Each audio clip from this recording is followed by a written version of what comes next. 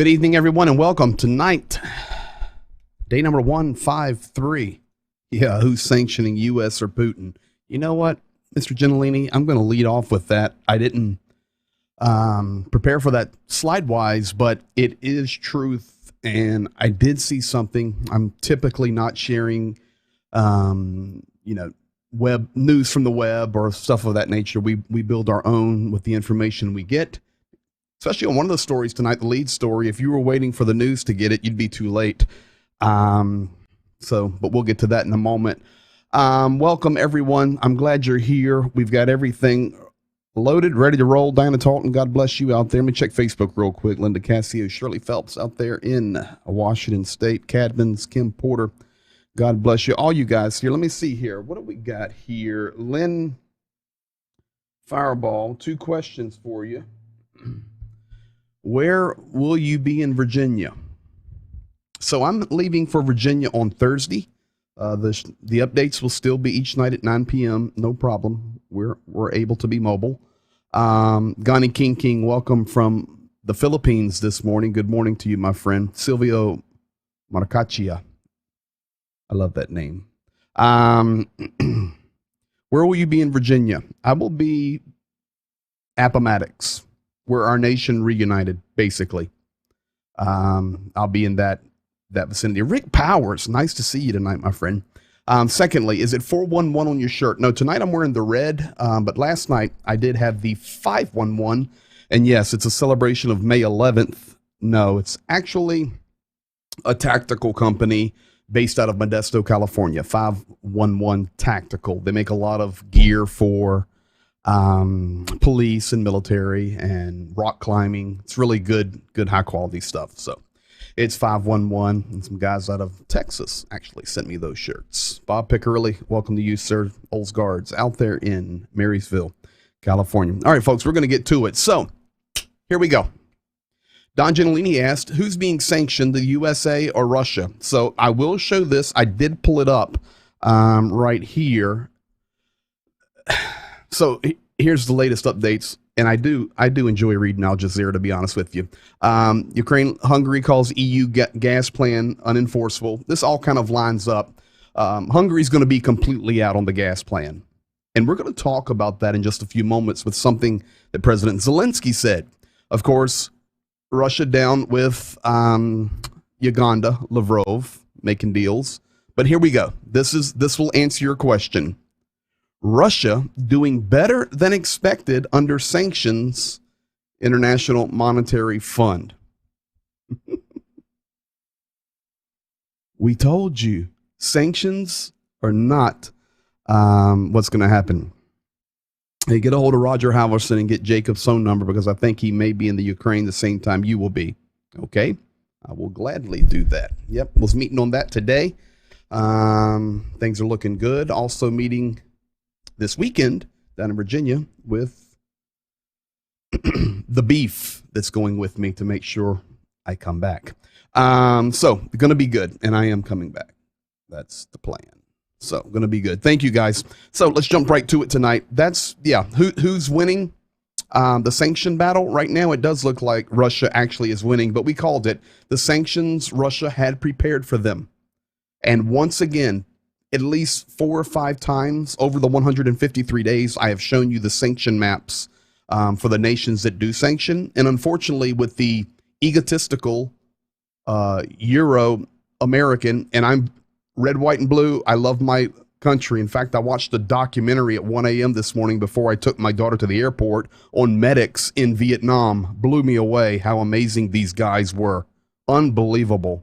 Love my country, but very egotistical that we think the world revolves around us. And if we shut our doors to Russia, then they're just going to crumble. We forget that there is an entire continent of Africa full of wealth, Asia, China, Middle East. We're not the only guys on this planet. And I think we are learning that, especially over the last couple of years. So we shall see. Antonovsky Bridge was just hit a few hours ago. Now, on this one, I will go to the map first and show you guys. This is Kherson here, and Russia really controls, I'll show you what they control. They control literally like all of this. So this bridge is under Russian control. This is the location of the Antonovsky Bridge. It was struck just a few hours ago, and this is how accurate we want to be with you. It's not on the news. Zolik, Volodymyr Zelensky, who does a lot of the backside work with me every day, and we've been working together for decades. We were actually working and communicating a couple of hours ago, and he goes, Greg, we just hit the bridge. I said, Antonovsky. He goes, yeah, we smashed it. I said, come on, man. And we started digging. Well, what happened was it was actually some false reports. Not the reports of the hit, but news outlets were already saying that the bridge was destroyed, the bridge was leveled, there was fake pictures showing the entire bridge on fire, and Zolik and I, it's his nickname, Zolik, are talking, and I'm going, man, something's fishy here. He goes, yeah. I said, let's dig deeper. Started digging deeper, and made some contacts, and come to find out, the bridge was hit just a few hours ago. Hit about 10:50, 11 p.m. Ukraine time. I'm going to show you some video of that. There is no sound. You will just see the video, about 30, 45 seconds. So Zolik and I are talking back and forth, and because the title of the program tonight was going to be President Zelensky gives a time frame, and I would have worded it, a little spicier. But once that hit, I said, man, we're changing the title, Zolik. And he said, yeah. I said, but we've got to know. He made some contacts. Well, the next thing you know, from the president's office, Gerashenko reported it. He says, yes, we've hit the bridge, smashed it. Did not say the whole thing was on fire, did not say it was laying in the river, but smashed it. Then we got the video. So I'll show you that. And this is from Kherson. The Antonovsky Bridge was hit tonight. This is huge, and I'll show you why in just a moment. It's looking toward the bridge.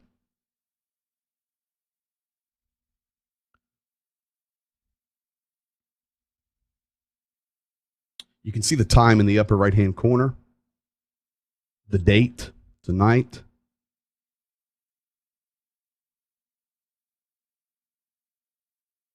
Time is clicking. It's not edited and redone, looped. These are multiple hits.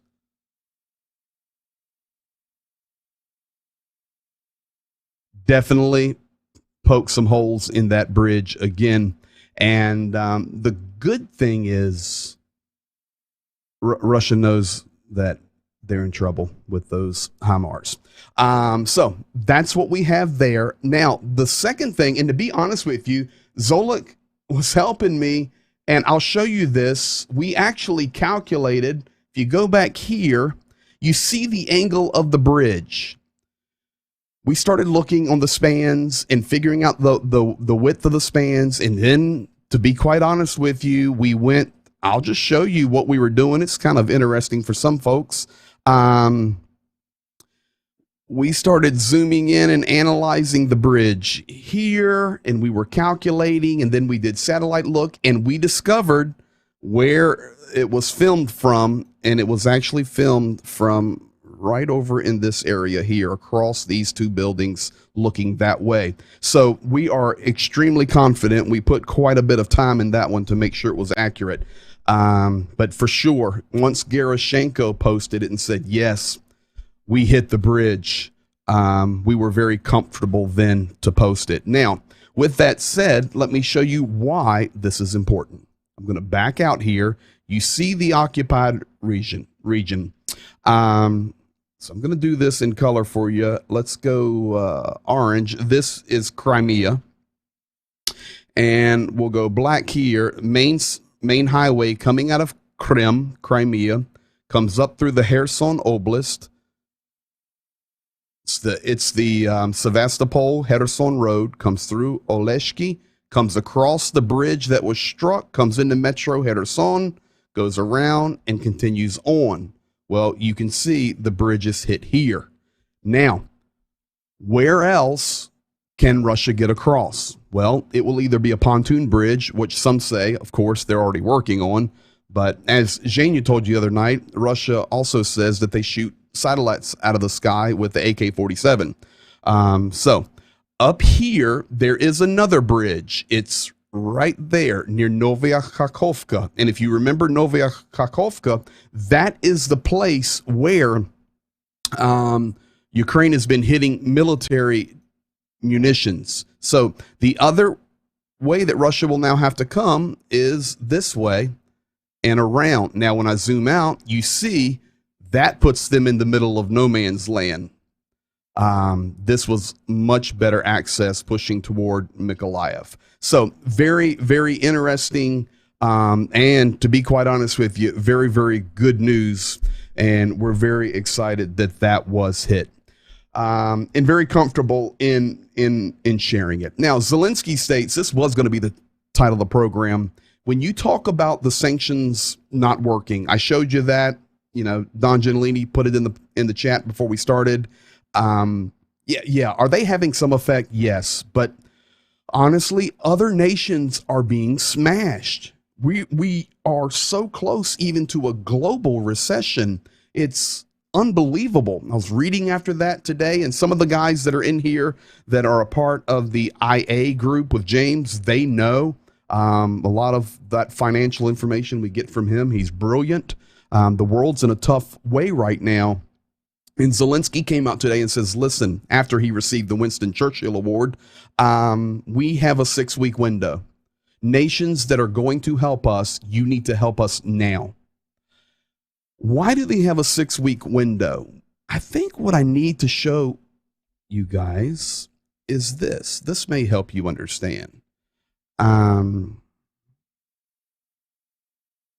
If you look at this map right here, you see the line of Canada. Just look at the northern border of Canada.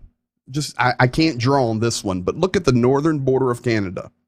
That basically is the same latitudinal line that goes through Ukraine, right through Kyiv. So, you're talking upper North Dakota, upper Montana, into Alberta, Saskatchewan, Manitoba, Ontario, Canada weather. So the weather in Ukraine changes quickly. Snow in October, no problem. It can snow in October in a New York minute. So the weather is changing. I remind you guys, we're bumping up on August the 1st. So Zelensky came out and he said, we have 6 weeks. Rains will get worse.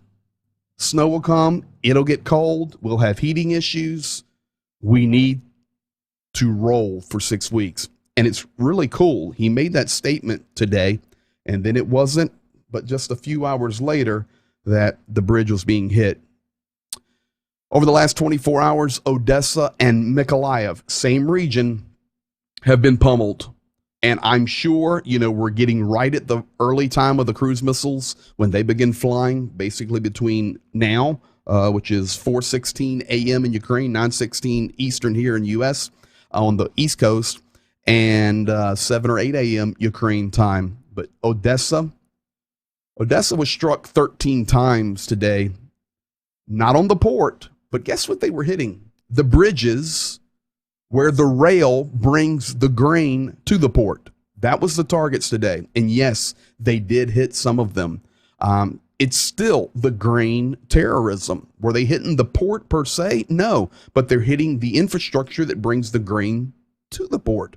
Mykolaiv also under constant assault. I put some icons there in the bottom to show you where a lot of firepower is coming, where even Russia is changing some of their tactics, using surface-to-air missiles to hit surface-to-surface. They're changing their tactics, but a lot of firepower is there in the southern Kherson region and the northern Crimea region there around the Black Sea.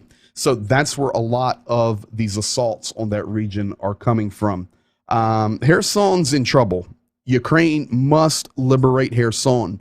And I'm going to show you tonight why Kherson's in trouble. But before we do that, let's jump over to the east. The general staff. Many times early in the stream, early in the days in the war, I've talked about the general staff. In fact, when the war first started, if you want to see some interesting things, what's really cool is 153 days. We haven't missed one. We've documented this entire war, period. And early on, in the early days, I would actually read, because there wasn't much information. I would read President Zelensky's statement, and I would read the general staff's report and kind of make some points on the map to begin to let people understand the geography of Ukraine. Now things are different. The general staff reports only key events. They're not giving that every 6-hour update because there's just too much happening. But they did put out an update just a few hours ago on the Eastern Front because it's heating up. Ukraine needs to hold on to Slavyansk and Kramatorsk. It's going to be key. Here's what I want to show you. General Staff warned that from the south, and you see on the graphic there, coming up that M3 highway, Russia is pushing for Bakhmut. They're already pummeling Bakhmut, but they want to get boots on the ground. Ukraine is defending Bakhmut well, but there is a pretty large force trying to push up from the south into Bakhmut. Now, you see where the blue X is below the black circle. That is the power plant. Probably 10 days ago, I shared with you guys that plant was going to fall. It's really no way that Ukraine could hold on to it. And it has fallen officially. General Staff said we've lost that power plant. Very large power plant run on coal. I even showed you some pictures there of it a few days ago. So that plant has fallen. Russia has now gained that territory. What is not good about that is they now, of course, will do what they did at Zaporozhye and are doing in Zaporozhye nuclear power plant, and that is they will put their munitions, they will put their military all around the power plant, and they will just shell like crazy, knowing that Ukraine has to be extremely careful trying to respond and defend their territory when the occupants are based up in a power plant. Now, in the blue circle, that is basically the no man's land in Siversk. 3-4 weeks ago, that's where Zhenya was. We, as a community, have delivered humanitarian aid directly to Siversk. Severodonetsk been controlled, occupied now for weeks. Russia has actually renamed Severodonetsk, and they also are in the process of attempting to rename Mariupol. But they came out today on Russian media and said that they are going to rebuild completely Severodonetsk into a beautiful city once again. And I remind you of the guys painting the sign on the outside of Severodonetsk saying, hey, this is a beautiful city. It's going to be glorious. Well, today I got some video out of somebody driving through Severodonetsk. You want to see what Severodonetsk looks like today? And they're going to rebuild it? Not a chance.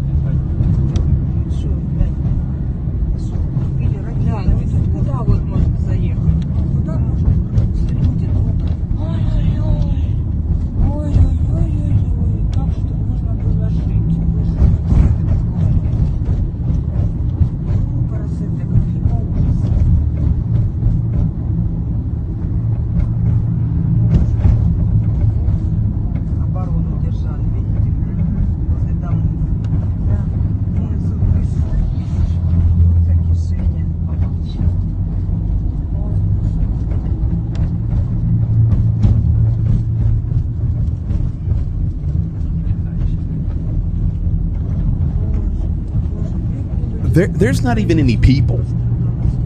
This city's gone. Gone. Look at these buildings.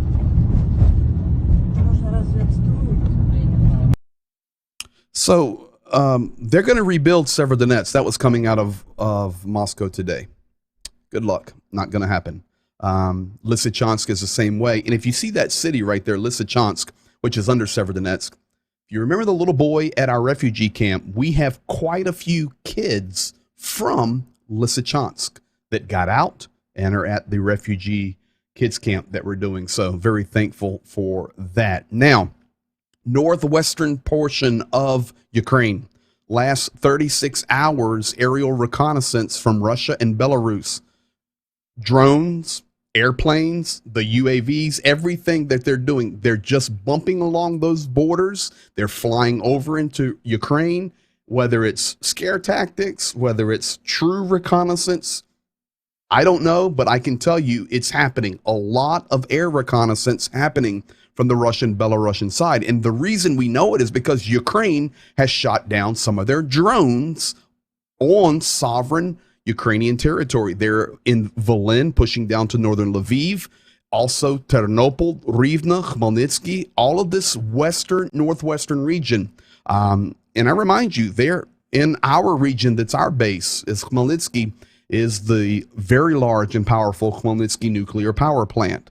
A lot of very key areas in western Ukraine, a lot of transport coming through, and right now, a lot of reconnaissance happening on the Russian side. Now, I told you just a couple of minutes ago that Kherson is in trouble and we need to push it. And Zelensky even said, we have priorities. We must liberate Kherson first. We must not allow Zaporozhye, the oblast to the right, to be completely taken. We must get Kherson. Why?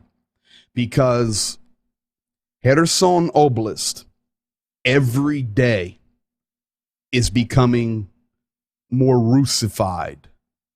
And what I mean by that is the complete infrastructure, banking, education, power, water, gas. In fact, I know most of you can't read this, but I'll read it for you. This is the new tariffs and payment fee schedule for utilities for the Kherson region.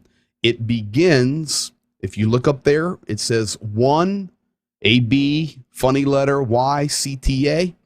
Well, that is the 1st of August, 1 Augusta.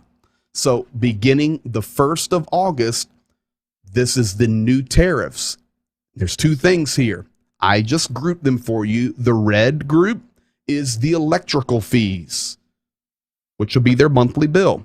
The blue is water. That's their water bills.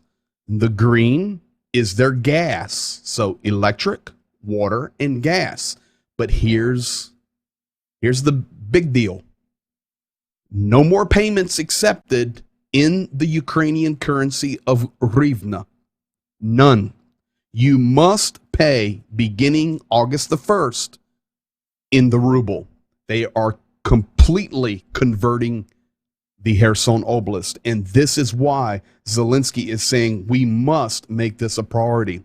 Earlier in the program tonight when we began, Don Gentilini put a message in there about who's being sanctioned, Russia or the U.S. And I showed a little quick article about how the whole world is struggling right now economically. Well, 4, 5, 6 days ago, Ukraine had to revalue their currency. We had the 25% adjustment. The exchange rate went through the roof, and which is bad news for Ukrainians. Now, right now during the war, it's great news for us helping them because we're sending dollars. And as a reminder, every penny donated goes plus. There is zero money held, zero fees, zero overhead. Every penny plus. Every transfer fee we cover, everything. Yeah, I know you're interested in the auction. It's coming. So for us sending dollars there, it's making us more efficient and more effective to help. But for Ukrainians being paid in the hryvnia, those that still have jobs, devastating. Now, unfortunately, the Naftogaz of Ukraine gas company defaulted. It's already happened because they had until midnight tonight to not default. They have defaulted on their debt. So who is Naftogaz? I want you to understand the level of pain that is happening inside Ukraine right now. Naftogaz, which I've seen their signs everywhere. This would be like riding around America when you were growing up and seeing an Exxon sign or seeing Chevron or whatever. For those of you that are really more mature, it'd be the Standard Oil back in the day. Naftogaz of Ukraine to default on debt. It's done now after the midnight hour. They are the largest oil and gas company in Ukraine.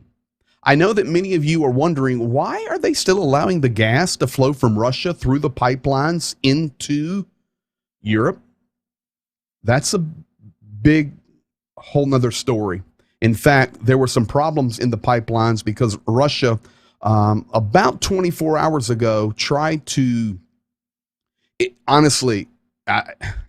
it seems that they were trying to cause an accident in the pipelines. If you guys remember a few years ago, there was a massive explosion of the pipelines in the country of Turkmenistan, and nobody knew why it happened. The pipes just blew up. Well, what had happened is the Russian gas companies increased the pressure, did not tell Turkmenistan, and it just blew.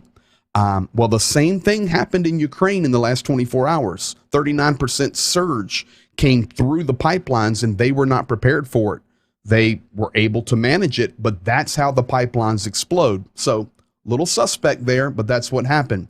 We can talk about the pipelines another day, but Naftogaz owns all of those pipelines. They operate every one of them.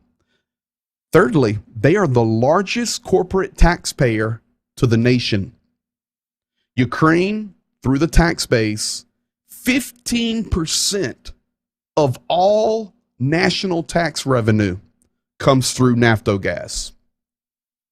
Let that sink in for a moment. This is a huge company, 15%. A joint stock company. What does that mean?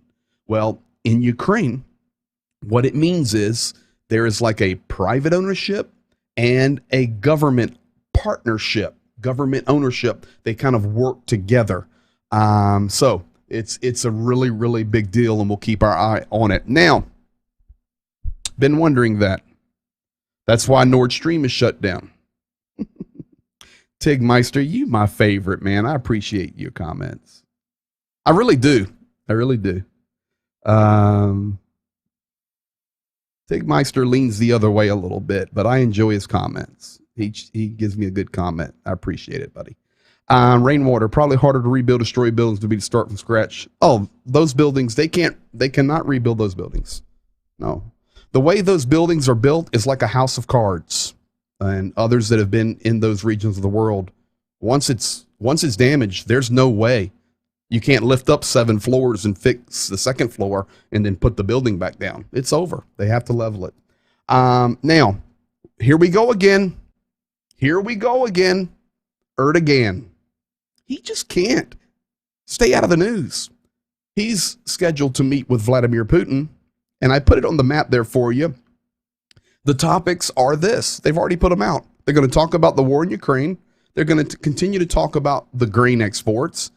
And Vladimir Putin and Russia are going to ask Turkey to build a drone UAV, that Bakurtur drone that's so good, to build a plant in Russia and begin to manufacture the drones there because they're economic partners. So we'll see.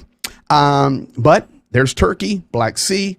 Many people do not know where Sochi is. Sochi is a beautiful city in Russia. Beautiful. It's where the Olympics were. It's right there on the Black Sea. And not only is Erdogan going to meet with Putin, but you see who's in the driver's seat. Where are they meeting? They're meeting in Russia. So, Mr. Erdogan, once again, thank you for being such a great world leader. Really strong there and striving to have the #1 army in the world. Doing a good job. Never going to happen. Now, the U.S. is this close to adding Russia to the list of state-sponsored terrorists. This little chart here, yes, it is written in Ukrainian. I'll translate it for you. But this chart came out today from, there's Institutes of Peace. Listen, I've been doing this 153 days now, and I didn't know that there were so many institutes in the world that figured everything out. But this is the Peace Institute. They work with all the nations. They work with United Nations. They work with the EU. They work with the US. And their job is to determine through calculations of military involvement, wars, economics, everything. They look at it. They have this formula, and they determine the peaceful nations and the non-peaceful nations. The most peaceful nation in the world, and I have been there, is Iceland, Islandia. Second is New Zealand. Third, Ireland. Fourth, Denmark. Fifth, Austria. It's the level of peacefulness. Then you go up to 153. You find Ukraine. Of course, they're in a war. Economics are destroyed. They're 153. But I want to show you 159 through 163. 159, South Sudan. That's on the list for the United States as a state that sponsors terror. Go to 161, that is Syria. They're on the list. 162, Yemen. They're on the list. 163, Afghanistan. They're on the list. Just showed you this list about 48 hours ago. Who's number 160? Russia. And the U.S. is this close. Now, I do not know what that means, but I can tell you, if the United States were to put Russia on a list of states who sponsor terrorism alongside the likes of Yemen, Afghanistan, Syria, South Sudan, who else was on the list? Libya, Cuba, and North Korea, and United States marks Russia, it's not going to sit well. And I don't know what's going to happen. And I don't even know if there's effects from that. But I can tell you, in the mental world, there will be a huge effect. Does America have the backbone to do that? Well, I want to close here tonight, folks, and you are fully updated. Let me check and see if there's anything else on that bridge that has come through.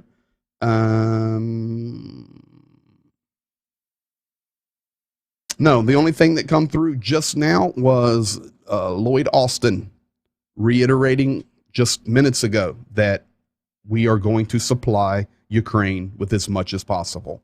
So that would be just a few hours after Zelensky said, please help us. We have 6 weeks. Auction results are not finalized. I told you last night, little teaser, that we were well north of 10K. We do not have the final numbers yet. We're getting there. It's a lot of work. An auction is a massive amount of work. For those of you that are new, we did an auction to raise funds. We've raised, generated, and donated, and are donating to our nonprofits there. Already we're over $125,000. And Pastor Kent loved it the other night. He said, man, you called it $1/8 I said, well, am I wrong? He goes, no, but just an interesting way to look at it. Well, it's $1/8 So no official number yet, but current update, we are now north of 15,000 raised on that auction Sunday night. Have the full numbers for you definitely by Thursday night. Rainwater Games, I heard there was a skyscraper in Moscow on fire. Probably so. It happens nonstop. A little bit of flooding in that Sochi area. Putin wants drones. That is absolutely spot on. He does want drones. Good question. Okay, we'll close with this question. This is a great question. Are humanitarian groups setting up energy assistance programs for Ukrainian jet? Yes. Here's the issue. And there are energy assistance programs already in place. But here's the issue. Right now, in the areas that are occupied, undershelling, hard hit. The mail's not even running. There's very little infrastructure to make these things happen.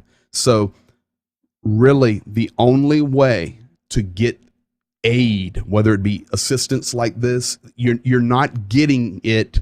You're not getting it through the mail. You're not getting it through some system that they would use. Ukraine still uses the mail very heavily. Pretty sure Poland's helping greatly with power, at least in the West.